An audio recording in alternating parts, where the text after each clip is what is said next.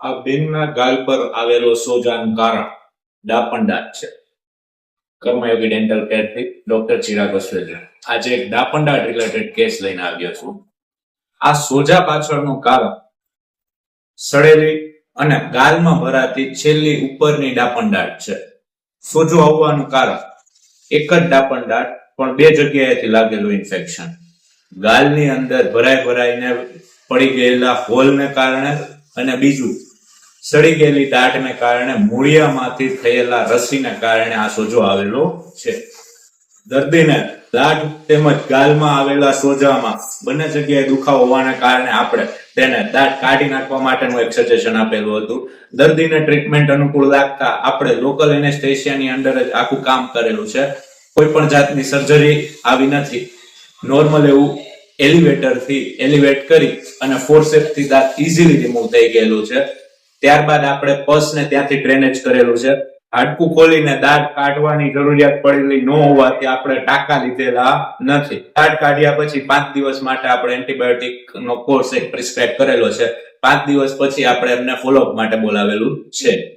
જો છેલ્લી દાંત ક્રોસમાં હોય અથવા તો આડી ઉગતી હોય, ગાલમાં ભરાતી હોય તો એ કાઢવી જરૂરી શું કરવા બની શકે છે એનું કારણ સમજાવવા માટે જ આ વિડીયો બનાવેલો છે. ક્રોસમાં ઉગતી હોય, ત્રાસી ઉગતી હોય, એમાંથી ત્યાં ખોરાક ફસાઈ જતો હોય.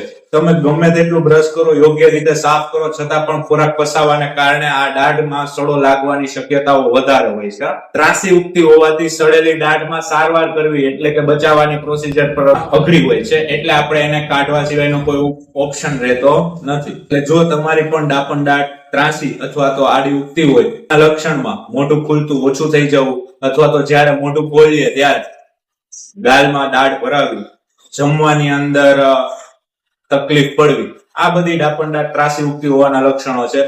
હવે ડાપણ દાઢ જો તકલીફ દેતી હોય તો આપણે એને દવા લઈને શા માટે પાછળ ઠેલવવી ન જોઈએ એનું કારણ આપું છું કે આજે નહીં તો કાલે આપણે આ ડાપણ દાઢને કાઢવી જરૂરી જ બનવાની છે. કારણ કે કોઈ પણ જાતની દવા એવી આવતી નથી જે આ આડી થઈ ગયેલી કે ત્રાસી ઉગતી દાઢને સીધી કરી દે. બરોબર છે? એટલા માટે આપણે આ દાઢને કાઢવી જરૂરી બનવાની હોય છે. હવે કાલે તમે દુખાવો સહન કરીને પછી આ દાઢ કઢાવો અથવા તો અત્યારથી જ આપણે દાઢ કાઢીને ખાલી ખોટી દુખાવાની ગોળીઓ ખાવાની આપણે અવોઇડ કરીએ. એટલે આ વિડીયો દ્વારા એ જ માહિતી તમને આપવા માંગુ છું કે સમયસર ડાપણ દાઢનું નિરાકરણ કરી નાખવું અનિવાર્ય હોય છે. તો જો તમને પણ ડાપણ દાઢમાં તકલીફ હોય તો તમારા નજીકના ડેન્ટિસ્ટની સલાહ લઈ અને એના અનુસાર સારવાર લેવી જોઈએ. આ માહિતી તમને મદદરૂપ થઈ હશે એ આશાએ આ વિડીયો બનાવેલો છે. તમે મને સાંભળ્યો એ બદલ આભાર.